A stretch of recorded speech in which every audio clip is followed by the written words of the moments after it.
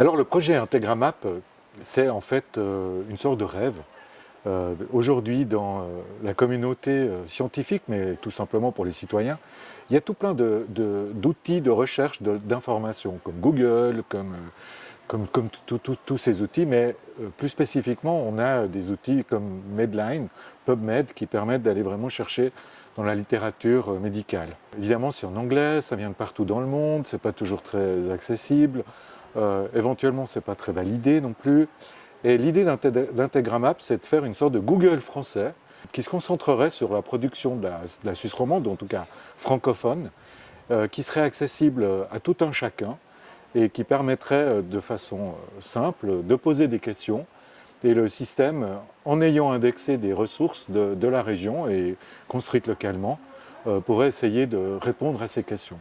Une autre partie du projet, c'est d'analyser ces textes ou ces ressources pour essayer de voir quels sont les mots qui sont utilisés, les phrases qui sont utilisées, et puis d'en établir des scores de complexité, de façon à ce que quelqu'un puisse dire, moi j'aimerais un texte simple, par exemple, qui explique simplement les vaccins contre le Covid.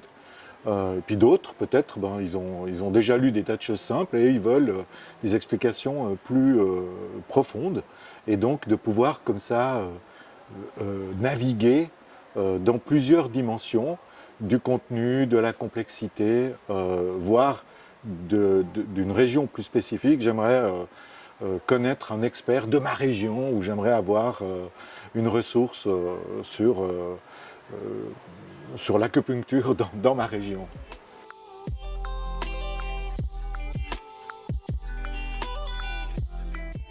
Alors la première étape, qui est aussi la première difficulté, c'est d'avoir accès à ces ressources.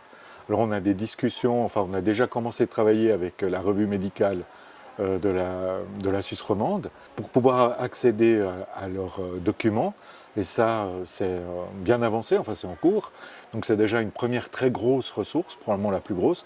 Après il faudra avoir d'autres ressources, peut-être plus orientées vers d'autres types de médecine, pour être vraiment intégratif, couvrir tout le spectre de l'intérêt des gens ici dans la région.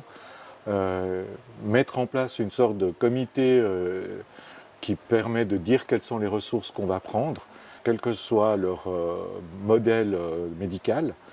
On a commencé pour un certain nombre de ces ressources de les indexer à la main, déjà de voir un petit peu de quoi elles parlent avec des étudiants qui nous ajoutent de l'information. Ensuite, mettre en place des moteurs d'indexation. Alors ça, c'est un domaine plus technique dans lequel on a déjà des compétences. Et puis après, il va falloir intégrer, évaluer ce moteur de recherche dans des sites comme le site Santé Intégra ou d'autres sites de, je sais pas, quels qu'ils soient. Enfin, l'idée, c'est que ce soit très ouvert quand même.